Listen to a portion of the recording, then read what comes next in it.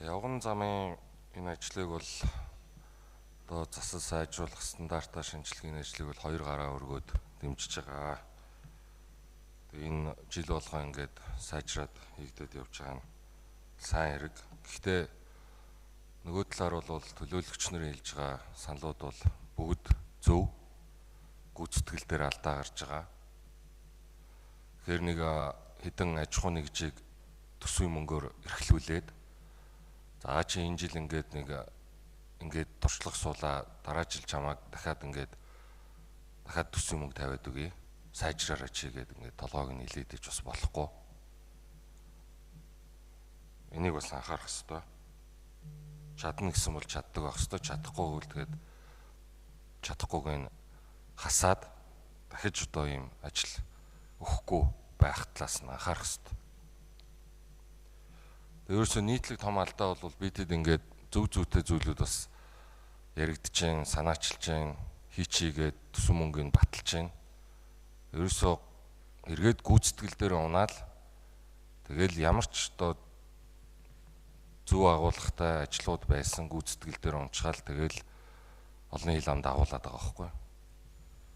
Энийг анхаарах хэрэгтэй.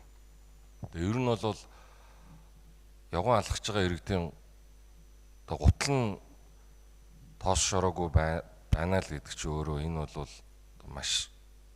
маш эерэг үзүүлэлт. Бид нэр одоо ингээл гадагшаа дутгшаа явбал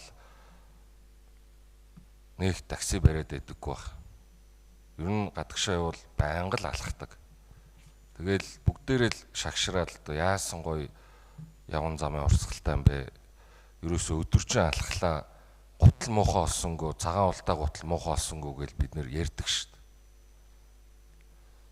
дээ. Энэ нөхцөлийг л нийслэл Улаанбаатар хотоос тодорхой хэмжээнд бүрдүүлж өгч чадвал иргэдийн талархлыг бол хүлээх нь дамжиггүй. За тэгээ энэ явган хүний зам хашаа хоёр бол салшгүй холбоотой. Энийг ерөөсөө салгаж ойлгож болохгүй. Тэгэхээр бид нэр энэ жил явгууныхаа замыг сайжруулна. За тэгээ энэ явгууны орц гарцыг энэ хаагаад байгаа энэ албан байгууллага хотхон хорооллын хашаануудыг яаж сэтлэх юм?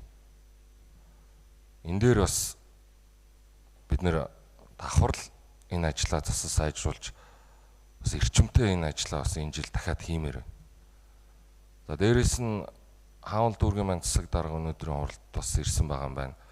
Засаг дарга маань одоо хаал дүүрэгт бас энэ явгууны замыг засал сайжруулах талаар ер нь бол төлөөлөгчнөөс бас одоо бусад төлөөлөгчнөр яадаг юм мэдэхгүй.